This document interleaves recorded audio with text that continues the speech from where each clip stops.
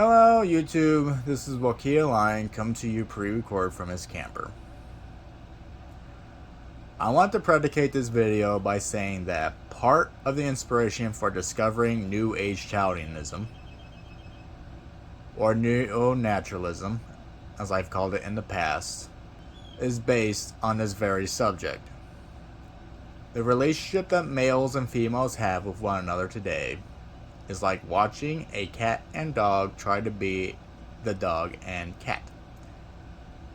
It's fun to watch after a while, seeing a cat try to bark or a dog try to hiss, but it stops being funny and starts becoming a concern when a cat starts having nose elongation surgery and the dog tries to breed with the cat.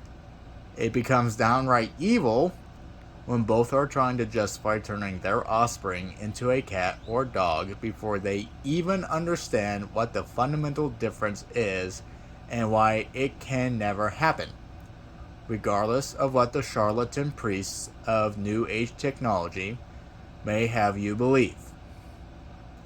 The problem I've run into in the past, though, is that the old paradigm that Western society based itself around has no real concept nor inclination of defining what the feminine and the masculine actually is. Fundamentally, it's what you're born with. A fair and solid foundation to be sure, but beyond genitals, what it actually means to be a man and a woman in society and within yourself, the house built on top of that foundation, is so heavily construed by politics, interests, conveniences, dogmas, marketing schemes, the list goes on, that it's no wonder that people are so lost and vulnerable. That vulnerability is why I sought after a solution that tries to look at reality from a more holistic perspective that turns out is more spiritual in nature. To describe the relationship between the masculine and the feminine from my worldview, I believe using the old Greek city-states, Sparta and Athens, to be the perfect case study for this. Sparta and Athens were the quintessential right versus left relationship in old Greek times. Spartans were the conservative man's man military state, and Athens were the pomp-pop, liber-pater intellectual liberals. Before I continue on with this video, I do need to predicate also that when I look at the political spectrum, I view it literally as feminine and masculine at its fundamental core. This is going to try to explain to everyone how this political paradigm is completely borked. People think politics is a separate entity of itself. It's not. It is more or less the collective consciousness of the people as they sit on this paradigm. That's what politics is. It is the art of cooperation with the other. Okay? In this case, it is fundamentally the masculine and the feminine. So, let me give you my examples. You would think that the Spartans would be very anti-woman, misogynistic, and unequal, but that wasn't the case. The Spartans, mind you, were conservatives. Spartan women had the most liberties of any other Greek city-state, and the men were, from as far as I could tell, very let be when it comes to their women. Well-known cuckolds, Spartan men were very sacrificial for the state they protected and endured brutal criticism from their women if they didn't uphold the Spartan ideals, i.e., either return bearing your shield or on it.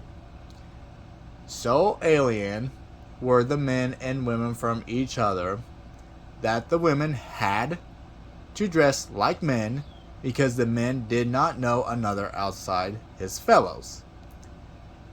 This lifestyle sterilized Spartan society from the foundation. creating a society that was on the extreme masculine end of the spectrum, where both men and women were unable to have relationships with one another due to them both being overtly masculine.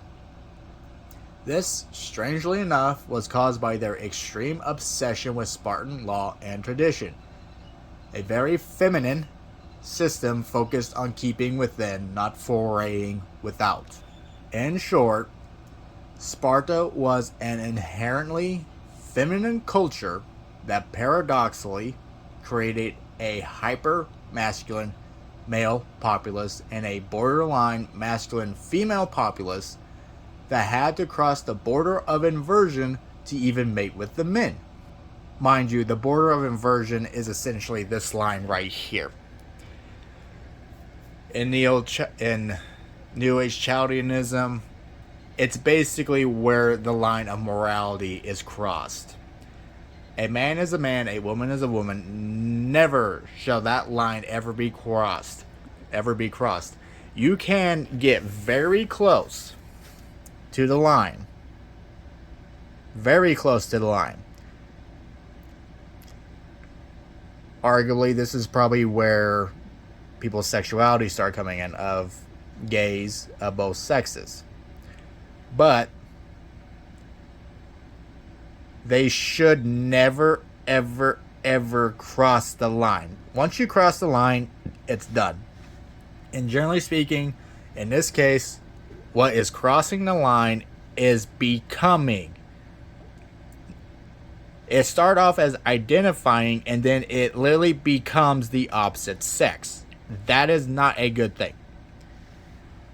In this particular case, is explained. Women and men, both hypermasculine. You would think that the example I gave with the women being having to become more masculine in order to even appease the men who were gay for unnatural reasons, you would think that, okay, I mean, they still reproduce. No, that's not how that works. That is not a very fertile system. That is what you would call forcing water of a river to go through a tiny little crack in the dam. Like, it is not functional. It is insane, okay? Absolutely insane. Anyway.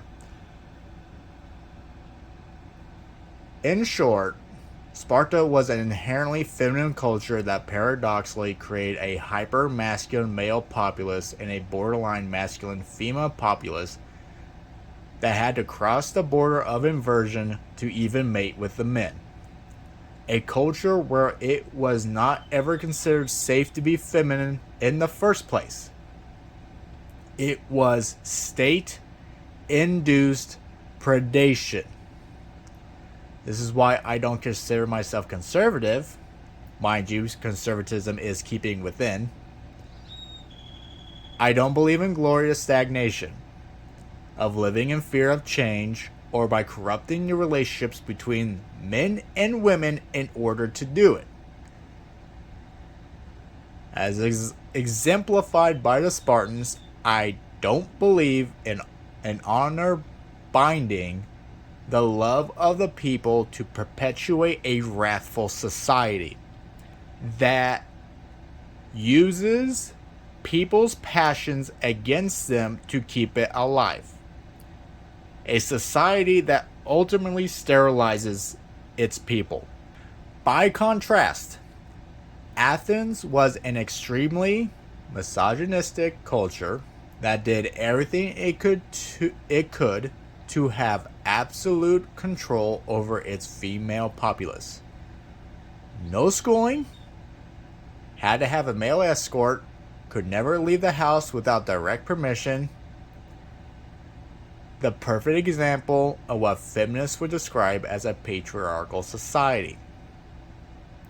That being said, poetry, debating, the artistic pursuits, philosophy, manipulation, word games, deceit would be the defining characteristics of Athens. A man's place is to stand,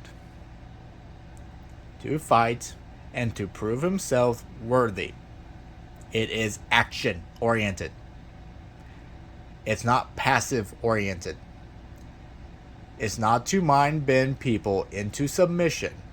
It's not to lie and manipulate others into slavery. It's not to badmouth and spread libel.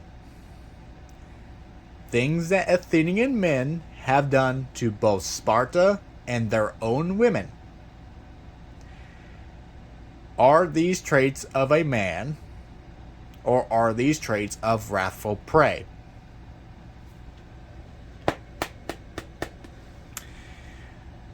So close to being like women that the men of Athens, I believe, viewed the women as a threat to their dominance, literally as arch enemies to themselves. That's why they were so controlling of their women. That's why Spartan men didn't have that issue. A man does not view a woman as a competitor at any time. Why would he? He's competing with himself and other men, as he should, because it's just natural.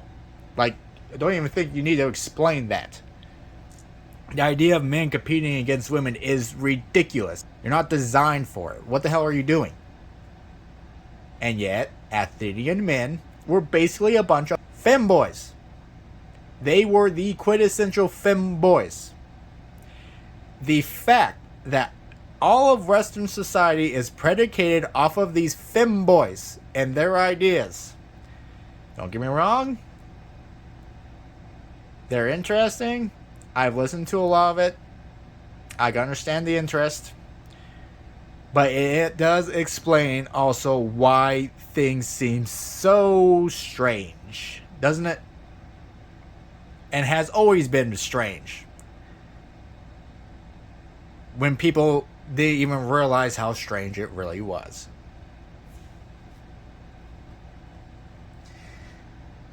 In short, Athens, the culture, now mind you, the culture, this is the weird thing about the spectrum thing, right? Was a hyper-masculine society. Athenians were a hyper-masculine society because they forayed outwards. They went outwards. They pushed outwards. They pushed taboos. They looked for ideas. They looked for things that the Spartans simply were not interested in. They adapted and changed. They did what the masculine thing was. But their society bred overly feminine men and women. To use a good example, Socrates, the great philosopher, was executed for radicalizing his students to be enemies of Athens by instilling in them the belief that democracy was an unnatural fallacy, that only the aristocracy should reign supreme and govern everything. He promoted this, at the same time was an absolute lazy bum that walked the markets of Athens, acting like a holier-than-thou intellectual and demanding handout. Sounds very, very familiar, don't it? By his teachings, he promoted the creation of a radicalized youth that would eventually take part in the overthrow of Athens' democracy and usher in the 30 tyrants and their 8-month rule. That and promoting the disassociation of the Greek people to their gods, their ancestral identity. Okay? He promoted atheism, essentially, amongst the people, and to disassociate and disconnect them from their ancestral identity. Okay? This sums up the Athenian temperament perfectly. To use the acceptance, right, of a complacent society to enact the lustful agendas of godless desecrators. This is why I don't see myself as a liberal despite my more liberal temperament. I want women to stand on their own and be what it is that they are meant to be in God's light and by the Lord's governance, not by predatory wants and desires. These femmen manipulate the femininely ignorant, hyper-masculine males to enforce values and morals that they view as loving, that the feminine men create for their own benefit, like lawful marriage. The femmen manipulate hyper-masculine men with the concept of honor and love and all the good stuff that makes masculine men what they are. They use that against them to promote systems of predation, basically. Like, again, lawful marriage.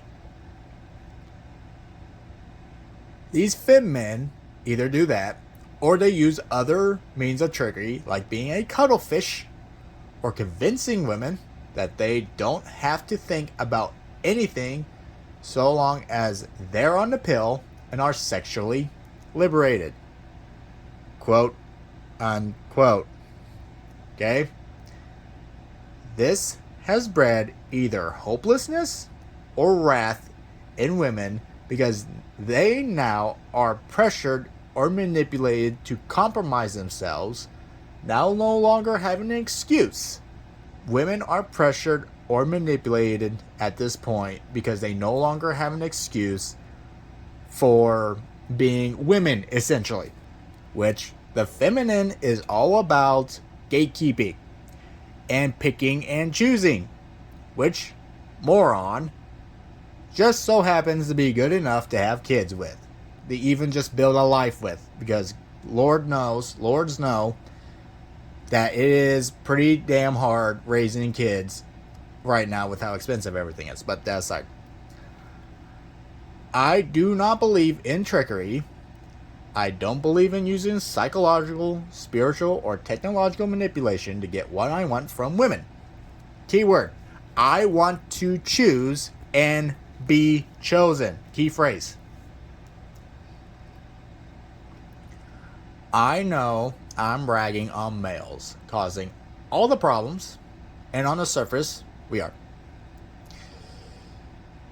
If you state yourself to be the leaders of society, then whether you're active or complacent in it, the health of the society proves or revokes your fallibility as a male. It is our responsibility on the surface, the house, right? This whole societal pressures and concepts and beliefs is more on us than it is on the women. How messed up that is reflects on how dysfunctional us as men are. Okay? But when it comes to the failures of the women, and this is why I go soft on ladies, I simply view the failures of the women as teething after so many generations of ignorant infantilism. Okay? Women don't know how to be women and have not known how to be women in a very, very, very, very, very, very, very long time. Very long time. Long before anybody who's listening to this was born. Okay? There's going to be teething issues. Right now, as I might have stated earlier, women have to be more masculine right now just to fend off against the predatory men. They are constantly lambasted and cornered, corralled around, circled around by dudes on a daily fucking basis. Mentally, spiritually, physically. It doesn't matter. It's all three of them. At any time.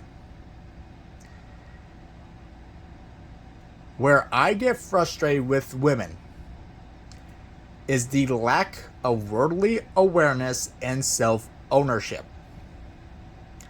The unwillingness to see and admit that your failures are not only destroying you, but the world around you as well. I am specifically targeting single motherhood right now. Perfect example of what I mean. Regardless of the reasons why it happened, that is the example. I don't really care what anybody has to say. At this point, it is better to not have children at all than to have children in a godless relationship. Okay? Just the way it is. It is better to be single, alone, without kids, than to be in a godless relationship.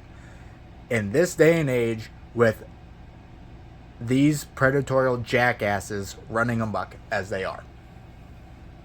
It is not okay. Okay? It is not okay.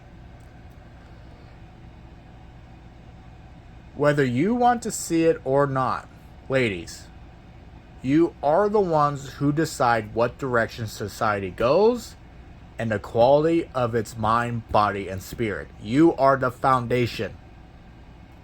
And the men are the home on top of that foundation. The sooner you all embrace that reality,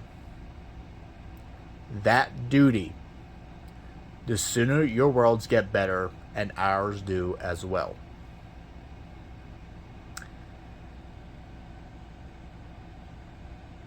The sooner you consciously attempt and think about having kids, really think about having kids, i.e. choosing who the father of those kids are, whether you ever even have them or not, is entirely the point and the way forward. Mediocrity is not acceptable. It is not acceptable anymore. Okay? Things have gotten too crazy. Right now, I am doing my best and my part to try and reorganize and reestablish, or well, not even reestablish, just establish a functional concept of what relationships actually are and should be, and how they should be conducted in society. It is pointless if you, as a female, do not even bother to understand what the problem is, why you may be a part of the problem, and most importantly, how do we go about dealing with the problem. And I mean really dealing with it. Not just a band-aid. I mean looking at the bedrock issue and asking yourself, what is the problem? What is the problem? Not the symptoms, the problem. And what can I do to alleviate the pressure on that issue? It is something to think about. It is something for all of us to think about. Thank you all for your time. I appreciate your value. And I hope to lecture you all again in the next video. Bye.